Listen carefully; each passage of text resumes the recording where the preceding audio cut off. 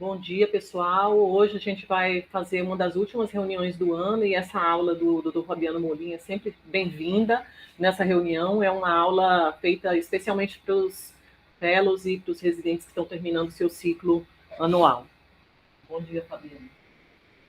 Bom dia, Marita. Espero que todo mundo esteja vendo direitinho aí. Bom, vamos lá. Então, essa aula é um carinho nerdístico aos nossos fellows que despedem de nós daqui a pouquinho. E como todo conselho, é uma certa nostalgia do que eu gostaria de ter ouvido e não ouvi quando acabei. O interessante é que tem coisa boa para falar. Isso aqui não é da minha cabeça, isso aqui são artigos publicados. Eu vou ter todas as referências nos artigos, nos slides. De pessoas que sentiram falta, talvez, dessa orientação ou de otimizar essa transição, né? Então, isso é uma coisa que na medicina talvez a gente faça pouco, fale pouco, organize pouco, mas vocês vão ver que tem um caminho interessante para tornar esse universo novo, essa nova etapa, em algo interessante, mas mais importante do que interessante, algo alinhado a vocês, algo alinhado ao nosso pensamento. A primeira informação é parabéns, né? Pelo amor de Deus, assim, né? A gente faz medicina, faz neurologia, vocês estão acabando agora mais um ano pesado, né, corrido conosco, então o primeiro ponto é, caramba, que bom, parabéns, vocês passaram por um grinder aí, por um moedor de rotina, de correria, então se permitam, né, isso aqui não encare isso como um meio para um outro fim, pelo contrário, eu acho que todo estágio, todo privilégio é um fim em si mesmo e tem que ser percebido dessa maneira, porque senão vira uma coisa até ingrata da nossa parte, como se tinha que fazer mesmo e vamos e não percebo o privilégio e a oportunidade do que conquistei, do que fui, do que cresci. Segunda coisa, né, que eu acho que é uma coisa que a gente faz mal, como todo, isso a medicina faz muito mal disso, né? A gente tem capítulos e capítulos de ortopedia, pediatria, mas tem aquela seção da nossa cabeça, da nossa vida, que é tudo que deveriam, mas não ensinaram na escola médica, né? Então, daqui a pouquinho vocês estão lidando com burocracia de secretária, vocês estão lidando com um monte de detalhes de vida pessoal e profissional, que simplesmente foram negligenciados como se isso não fizesse parte de uma formação. Não faz sentido. A primeira coisa, pessoal, que vale a pena comentar é sobre uma síndrome interessante, né? É uma síndrome que ela é muito mais comum do que a gente presume, muito mesmo.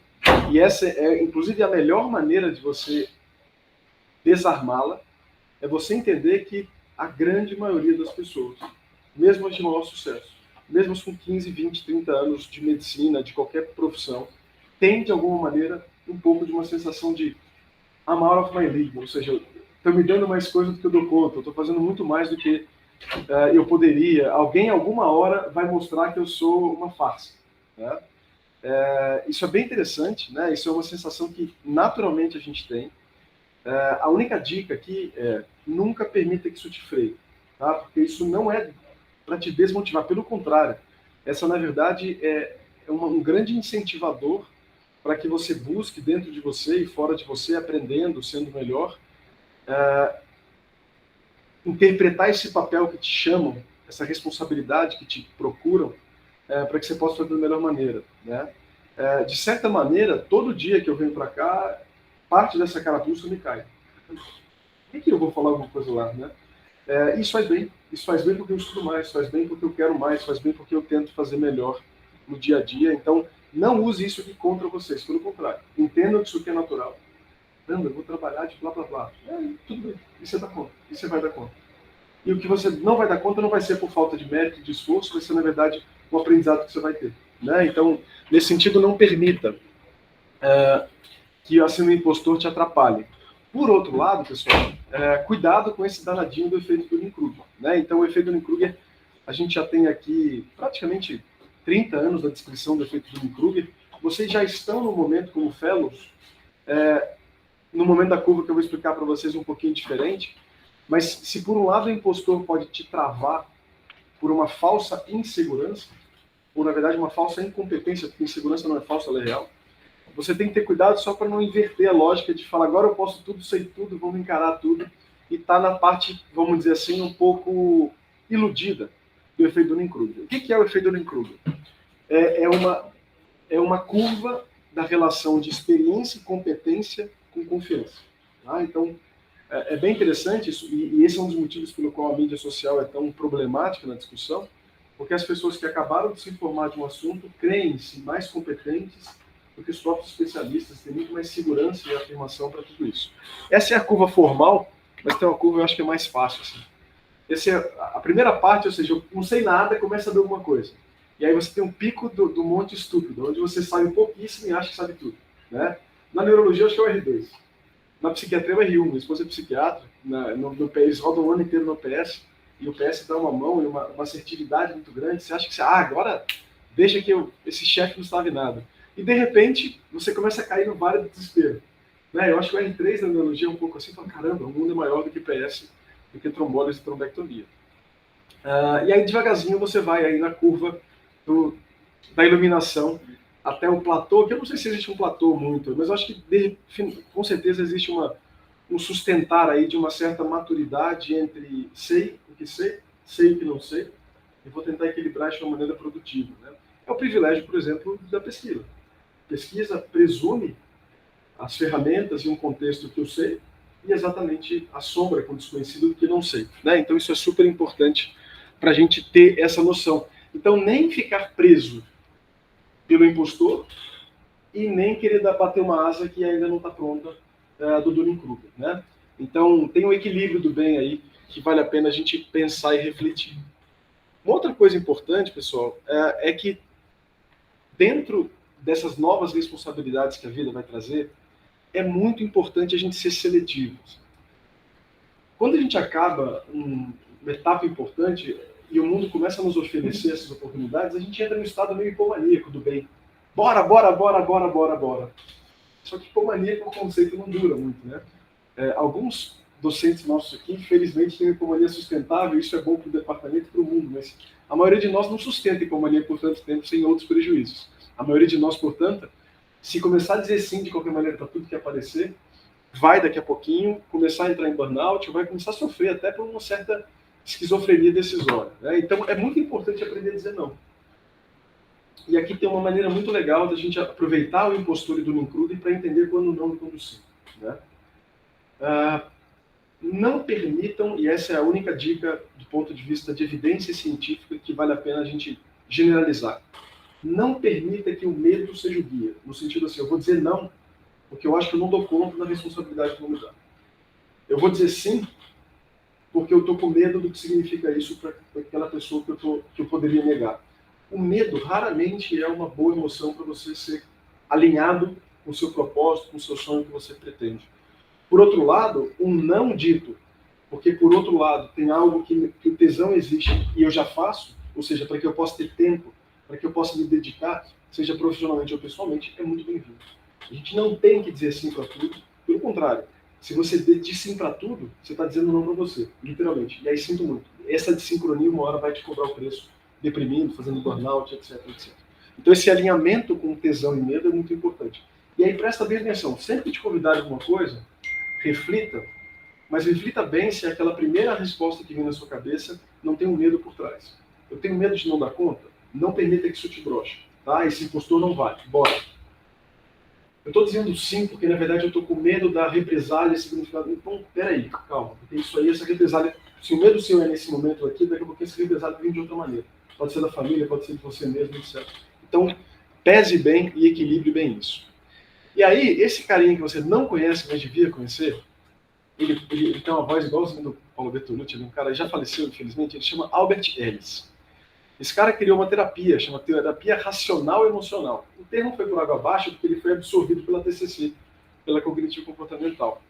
Mas ele tem um termo que encaixa muito bem aqui quando a gente acaba o fellow.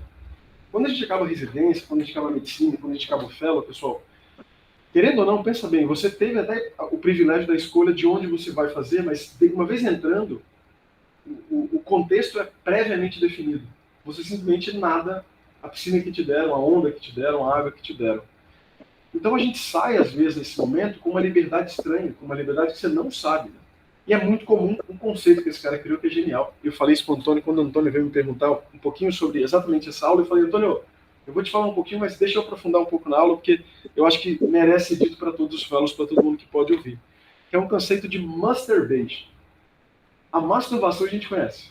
A masturbation a gente talvez não conheça. Que é essa ideia, pessoal, que I must. I must because I must. Você não must mais nada. Na verdade, must sim, mas aquilo que fizer sentido para você, para sua família, para o tesão que você tem na vida, né? Então, eu tenho que ser blá blá igual a quem? Talvez, talvez não. Eu tenho que fazer doutorado? Talvez, talvez não. Eu tenho que... Calma, calma. Quando eu tenho aparecer, pensa direitinho, porque talvez você está só reproduzindo uma maneira de pensar que não faz mais sentido. E enquanto essa ficha não cair de que, caramba, essa liberdade... Isso é interessante, né? A gente busca tanto a liberdade, sem entender que ela pode ser um baita de um problema. Porque para todo ideal que você tem, ele pode ser motivador ou ele pode ser opressor por ser um juiz que você nunca vai conquistar. E talvez porque você nunca pôde escolher de verdade os caminhos que você vai traçar, você talvez tenha muita dificuldade de chegar lá. E eu vou explicar como é que a gente minimiza isso daqui a pouquinho. Mas é muito importante dizer não e ter cuidado nos I musts da vida. Porque, calma, tem hora que sim, né? Então tem hora que a gente precisa, e durante a residência o fellow tem vários musts. Perfeito. Mas daqui para frente, nem tanto. Então, pense sobre isso, né? Outra coisa importante nessa nossa construção, né, é que, sendo seletivo nessas próximas responsabilidades, essa seleção, como eu falei, tem que vir a partir de um critério, de um gabarito. Isso tem muito a ver conosco, pessoalmente, né? Então, escolher quais metas não é muito fácil, pelo contrário. Tá? Se tem uma coisa difícil daqui para frente, é você se definir enquanto indivíduo. Pode ser uma decisão de vou virar pai, vou virar mãe, qualquer coisa. Mas daqui para frente, o mundo vai exigir uma clareza de si mesmo, e a residência te permitia certos lances, mas que não era uma obrigação. E daqui para frente a coisa muda, tá? Ou não. E você vai se esconder através dos manches da vida inteira, e eu sinto muito, vou dizer, isso vai te adoecer em algum momento, tá? E aí, pessoal, é muito importante, assim, encontrar aquilo que te interessa, porque a meta tem que estar alinhada a você, mas peraí, eu não sei o que eu quero da vida, eu não sei quem eu sou, o que eu gosto. Na verdade, você sabe um pouquinho, sim. Então, tem algumas dicas, pessoal.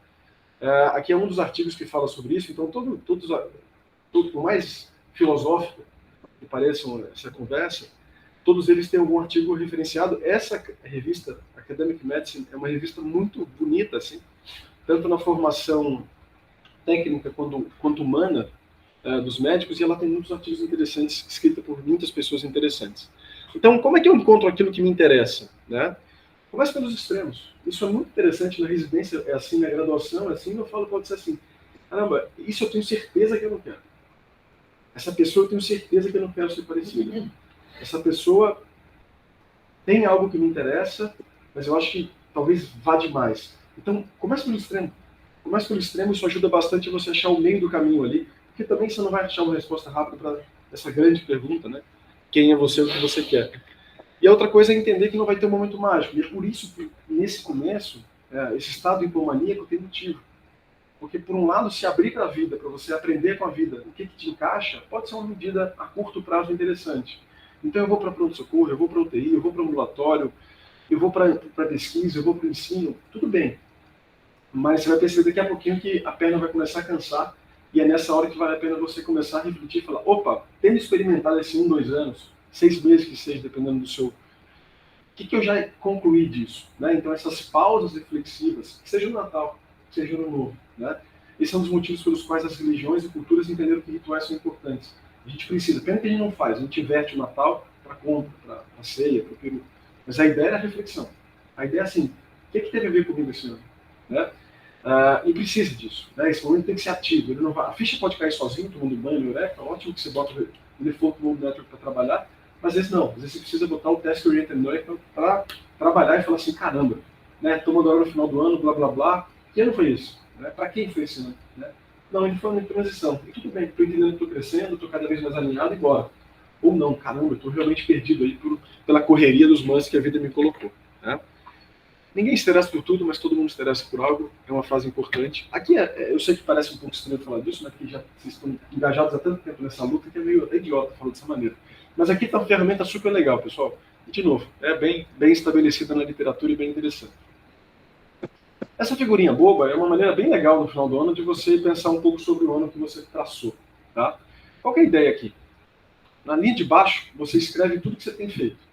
Você pode pensar isso profissionalmente ou não, tá? Você pode incluir tranquilamente questões pessoais aí que valem muito a pena. Estou malhando, estou nadando, estou fazendo terapia de casal. São as ações aí. Para quê? Pelo meu casamento. pela minha profissão, por blá blá blá. Para quê? O meu casamento, porque eu quero estabilidade. Estabilidade. O trabalho, porque eu quero estabilidade. Opa, então tem duas coisas que você está buscando, que é um objetivo em comum dessas várias ações de baixo. Mas vamos dizer que uma daquelas metas primeiras, ali no segundo nível, é dinheiro, por exemplo. E aí você percebe que, na verdade, tem várias coisinhas ligadas ao dinheiro e outras ações e outros objetivos importantes estão completamente vazios. E você está muito preocupado porque talvez se perca um dos trabalhos que é o que menos te paga. E você olha para esse mapa e fala, caramba, estou completamente invertido aqui. Eu estou preocupado com uma coisa que, na verdade, vai ter pouquíssima importância para mim, até porque eu tenho outros objetivos e eu tenho várias outras fontes de ganhar dinheiro a mais. E outras coisas que são objetivos que para mim são claros, eu não estou alimentando nada. De novo, seja amizade, casamento, qualquer outra coisa. Tá? E aí você vai se perguntando por quê. Então, por que você quer estabilidade? Até que vai chegar uma hora, sei lá, felicidade. Você vai falar assim, por que você quer feliz? E sim, quando chegar porque sim, essa é a meta máxima. Só isso. Enquanto o porquê tiver uma resposta, essa não é a meta final, essa é a meta intermediária. Quando o porquê não tiver mais porquê, ela é a meta final. Então, sei lá, inventa, lá em cima está a felicidade. E vale, por isso que vale a pena começar de baixo para cima. Começa descrevendo sua rotina. Você pode fazer isso de novo. Restringindo ao profissional ou incluindo o pessoal, tanto faz. E a maioria de nós, pessoal, vive em dois extremos aí. Numa fantasia positiva, onde eu quero ser tal coisa, mas eu não faço nada para chegar lá. Eu quero que o mundo me dê, eu quero que o mundo me deve, o mundo me faça. Ou o contrário, né, que é a vida em curto prazo. Eu não tenho propósito nenhum, não tenho meta nenhuma, ou não exercito isso. E eu fico na esquizofrenia das ações e dessas coisas mais imediatas que não sustentam. Tá? Frase famosa do Nietzsche, me deu um porquê que eu tolero qualquer como, não é à toa. O propósito, pessoal, é uma maneira tanto afetiva quanto cognitiva, no sentido de construção de significado. E uma vez que você constrói significado, isso é um buffer de estresse. Se é um buffer de estresse, aumenta a resiliência, você toca para frente. Por isso que a construção de propósito não é à toa.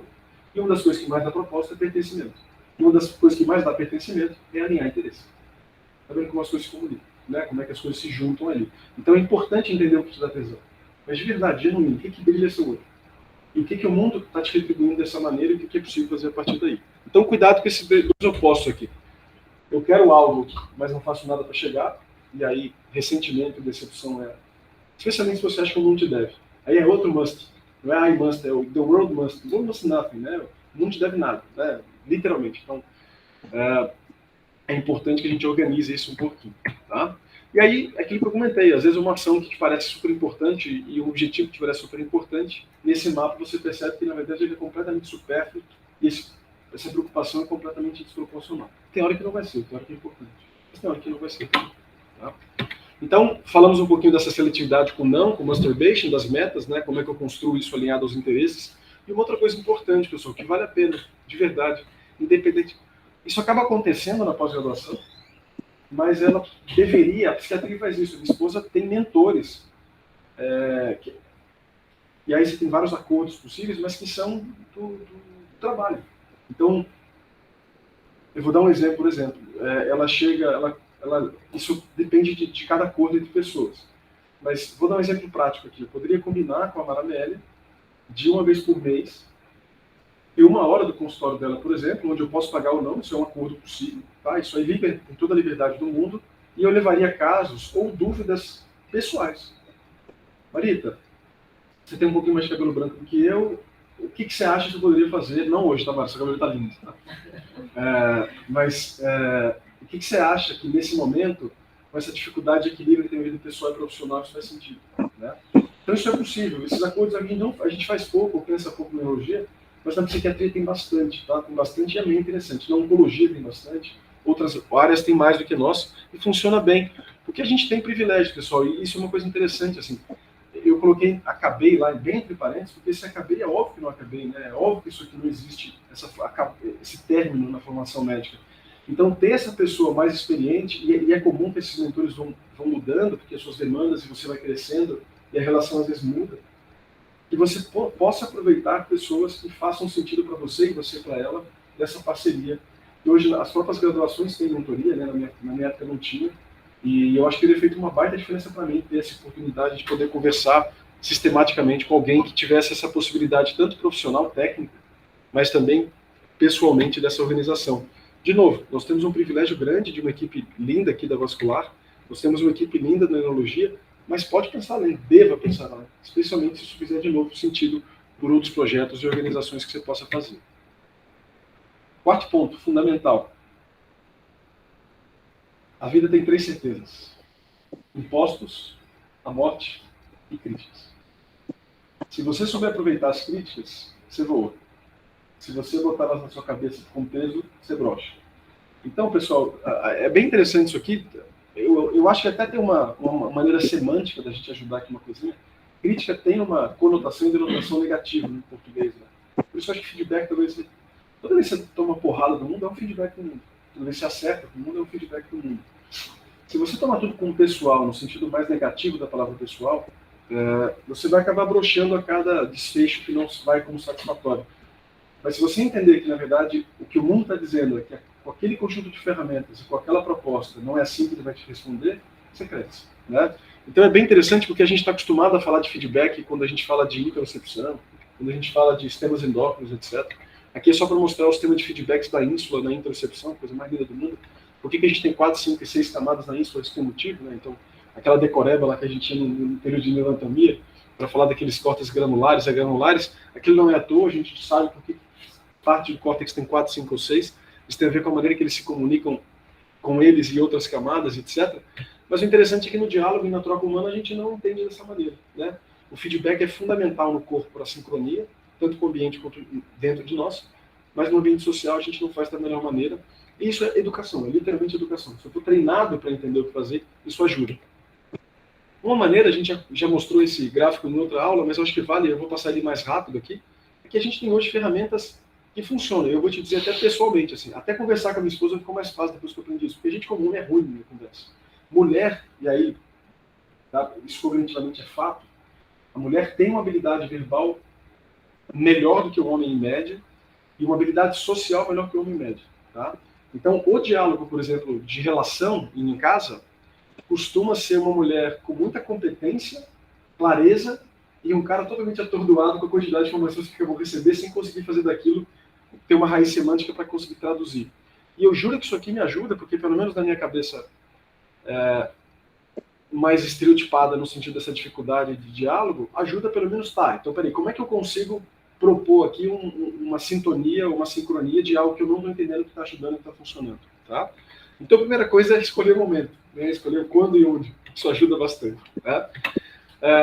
Vale muito a pena começar do começo, pessoal. Então vamos dizer que com o Edu, está acabando agora o Fellow, a gente queria fazer um feedback, tanto ouvir o seu feedback do serviço e te trazer um, né? A primeira coisa poderia ser uma autoavaliação, e vale a pena, né? Então vamos voltar para o pessoal aqui. Aconteceu um estresse, sei lá, no churrasco eu fui com a minha esposa. Esposa, eu queria conversar. Já começa assim, já começa pesado. Depois do churrasco.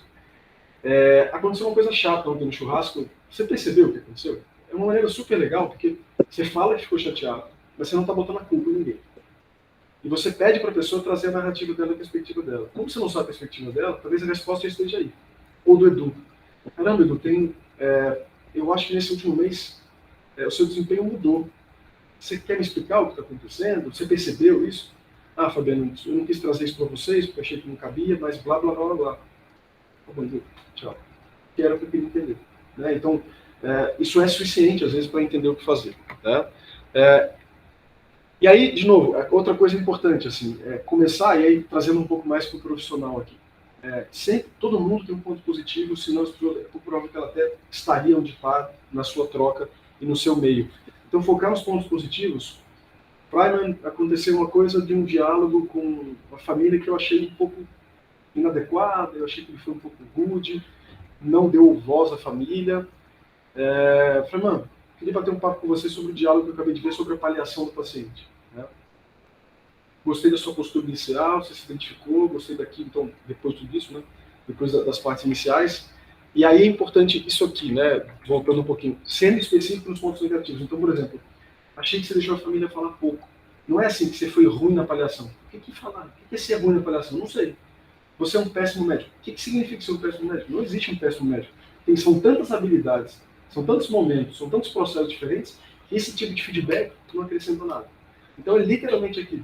Achei que no início você deu pouco espaço para a família botar os pontos deles, para que você pudesse, a partir do que eles estavam entendendo, poder falar. E por ter feito isso, deu para ver na carinha das famílias que cada novo assunto que você trazia, nova palavra, termo técnico, claramente eles não estavam entendendo nada. E você estava mais preocupado em falar do que ouvir, e é por isso que no final eles não entenderam, ou isso dificultou a avaliação, por exemplo, ou uma conversa difícil sobre uma complicação de uma trombectomia que acabou de acontecer. Né?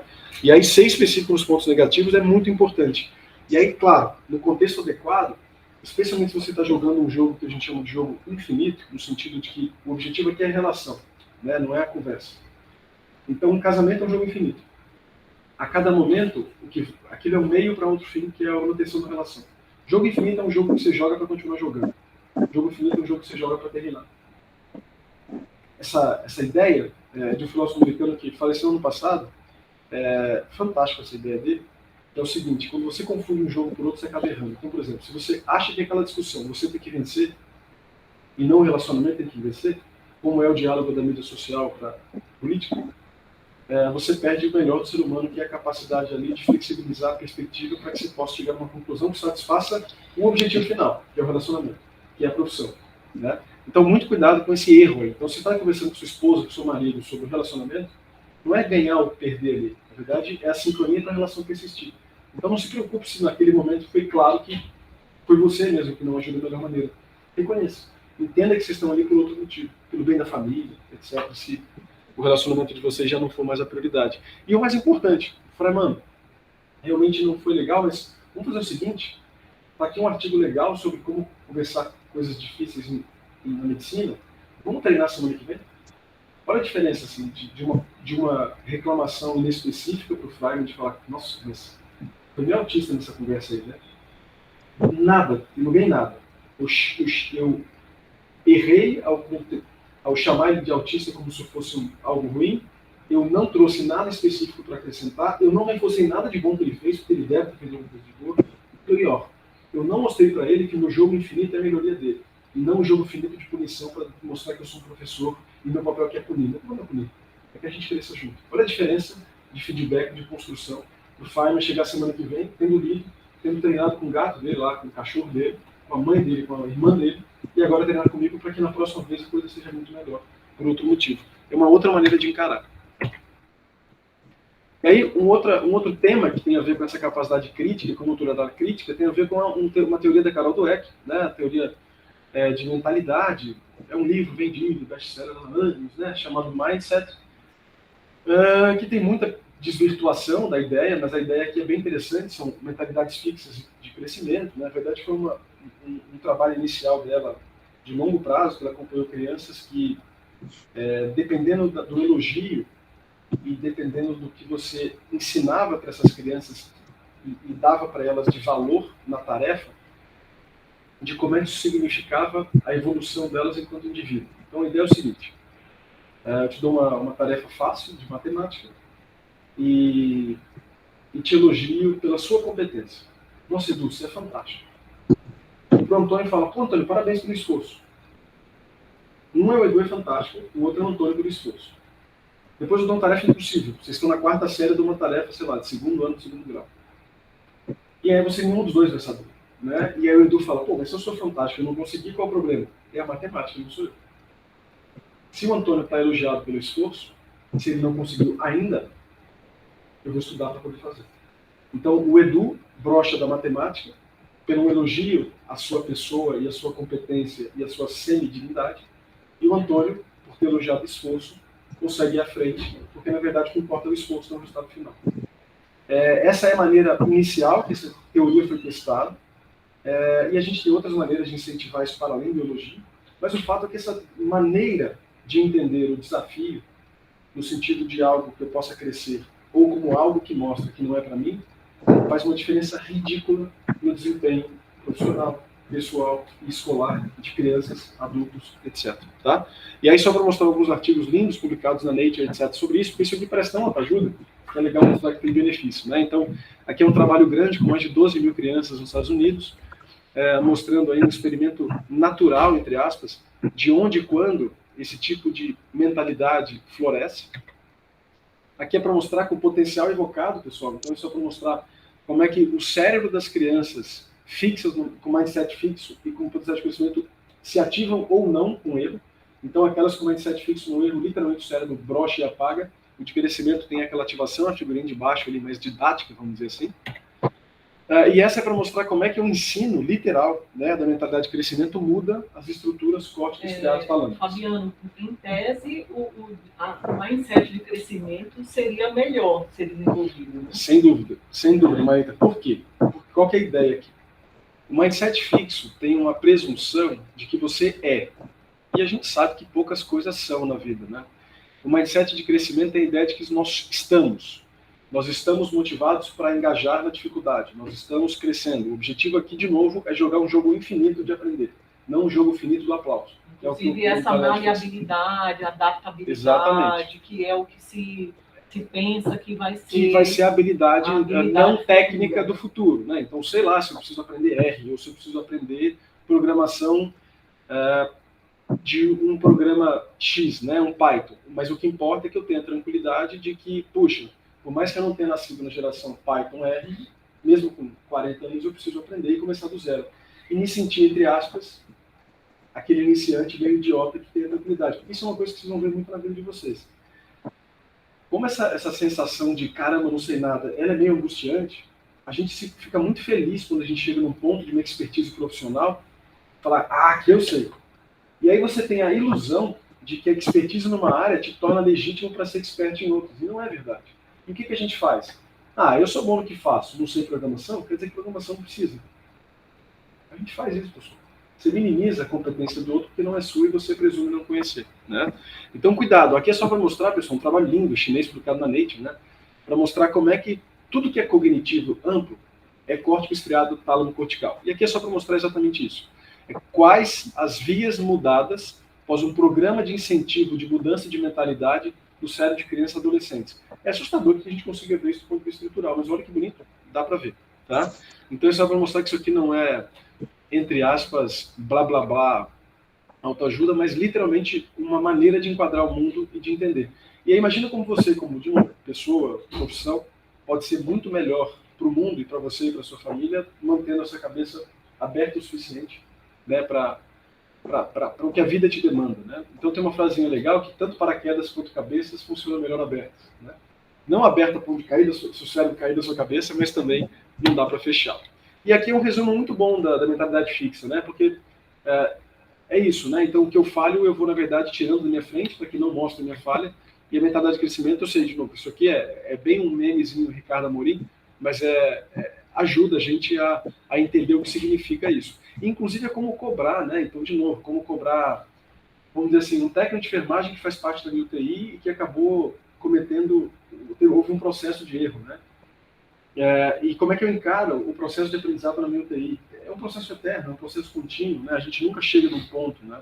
E se você for encarar para cada profissional que não desempenha do jeito que tinha que desempenhar, você provavelmente vai broxar muito pouco tempo desse trabalho de coordenação seu, né? Então, é uma maneira interessante da gente construir. E aí, por que feedback é importante? Né? Porque ele é a única maneira da expertise acontecer. O mundo nos dá muito feedback. Né? Quando a gente tromboliza na hora inadequada, sangra. Quando a gente trombectomiza com ácido suínos, não ajuda muita coisa. Quando você trombectomiza na hora certa, é de 52, vai para zero, e você fala, caramba, então feedback é o que o mundo te dá.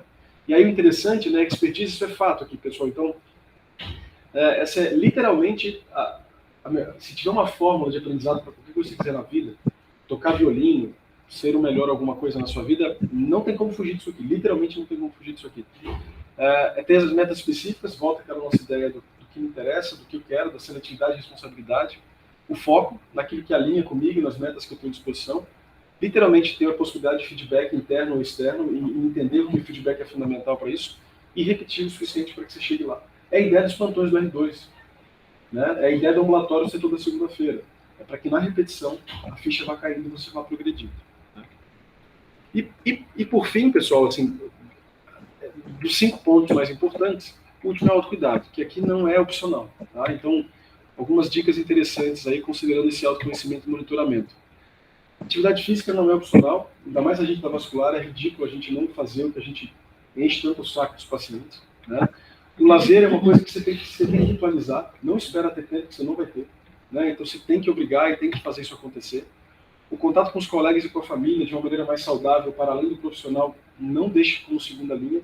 Eu sei que agora, talvez, muitos de vocês ainda sem filho, etc., e com esposas ou maridos no mesmo momento, isso aqui tudo é negociado. Então, assim, agora é o momento nosso de juntar uma graninha para... Estou inventando, né?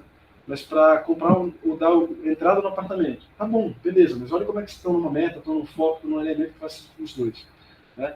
Mas depois, a gente vê claramente, assim, a medicina tem um maior índice de separação, o top 3 de separação das profissões. Não é à toa, não é à toa mesmo.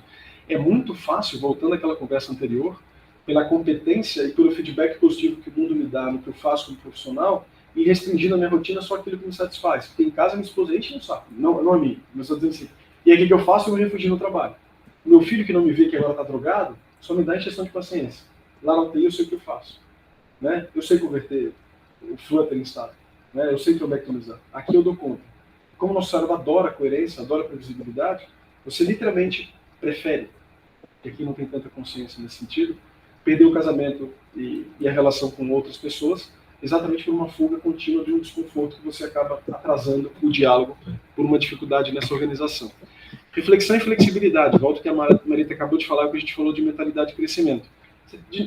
Se obrigue a parar de vez em quando para pensar sobre a vida. Não vá anestesiado, porque a vida daqui a pouquinho anda e você está num caminhão que não te diz respeito, com pés que não te diz respeito. Práticas espirituais não é opção também.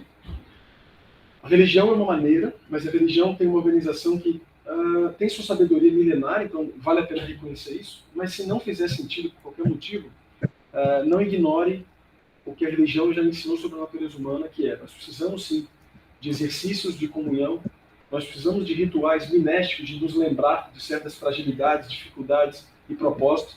Então tente agregar essas práticas, mesmo que não façam parte de um ritual religioso típico. Tá? Para quem quiser ler isso sobre uma maneira agnóstica, aquele livrinho do Alain de Botton, Religião para Ateus, é muito bom para desconstruir, entre aspas, tudo de bom que a religião tem, sem que você precisa ter a aderência formal a uma delas. Mas não ignore isso. E vocês sabem que, pessoalmente, eu sou crítico, etc., mas isso aqui é uma coisa que é inegável, faz parte da natureza humana. Nós precisamos disso. Tá? A gente sabe que quem tem religião ou pratica de outra forma morre menos, adoece menos, é mais resiliente, cicatriza melhor de cirurgia. Indiscutível. Indiscutível a psico, neuroendócrino e imunobiologia dessa questão, isso sendo ainda reducionista, porque claro que isso vai muito além. Tá? E o senso de propósito que acaba entrando junto aí.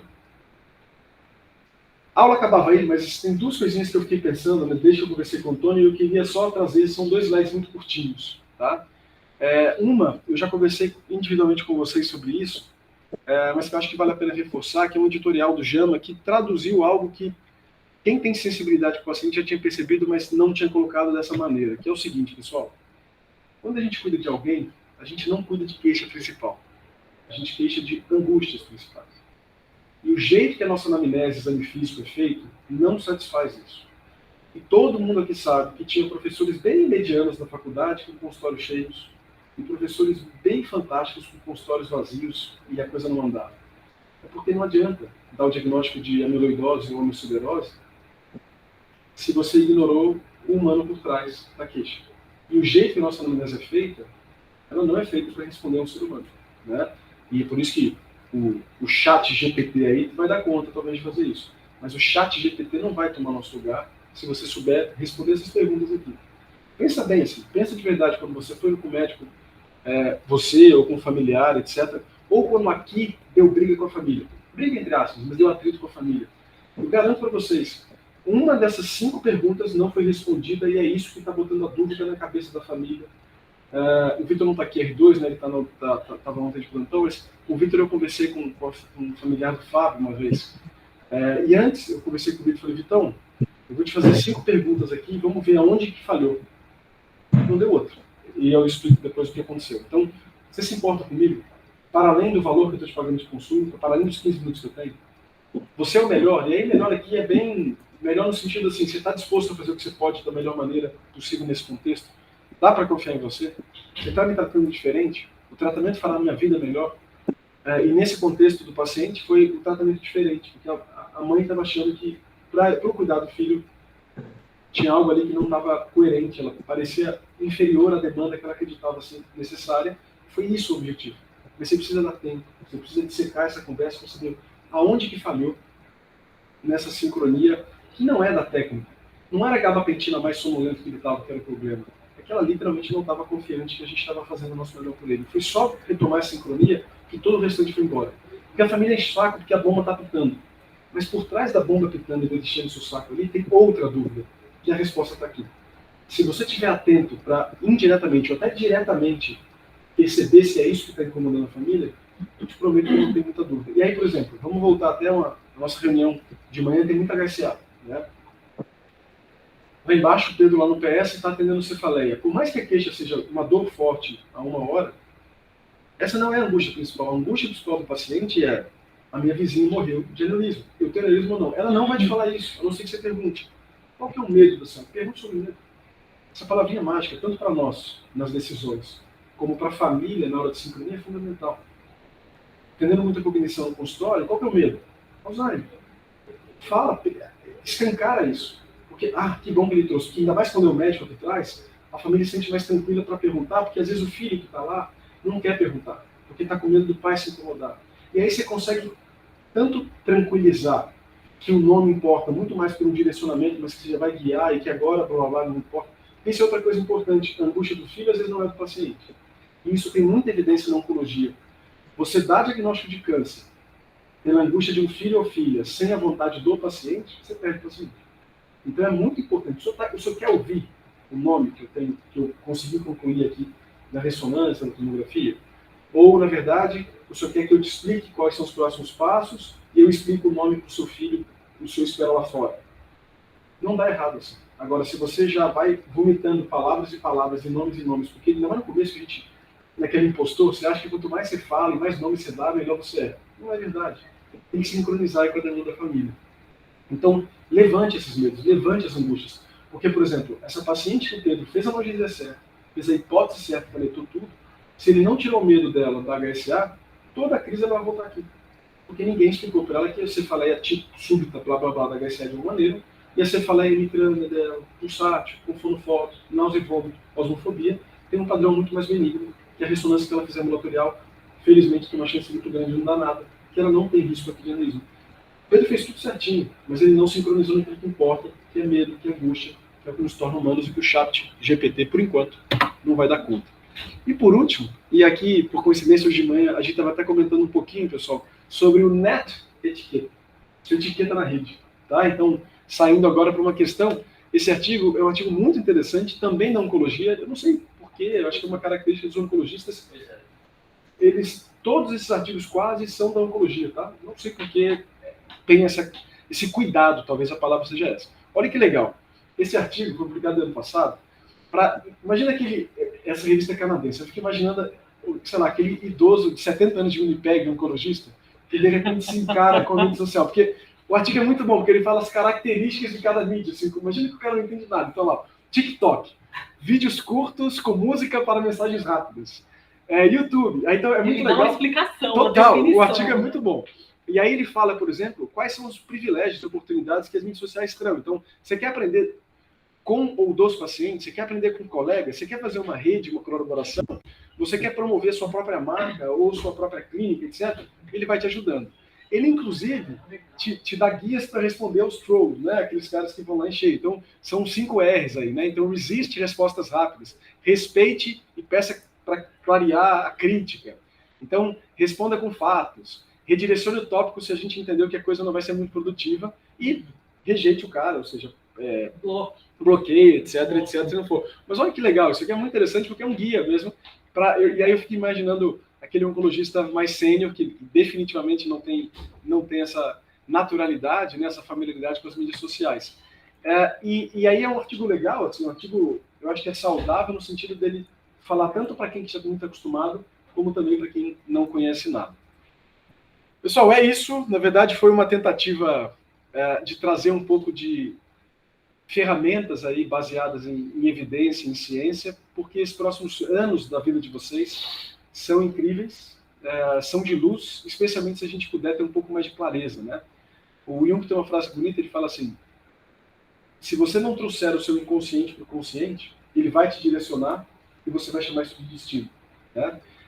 Que a gente tem o privilégio de que com essas ferramentas e com essas ideias a gente pode ter um pouco mais de clareza do que a gente quer, quem a gente quer ser, quem a gente quer ter do nosso lado, quais são as nossas propostas e ferramentas, para que a gente possa ter um pouquinho mais de rédea nessa direção e ter o privilégio de respeitar essa luz que todos temos aí. Obrigado.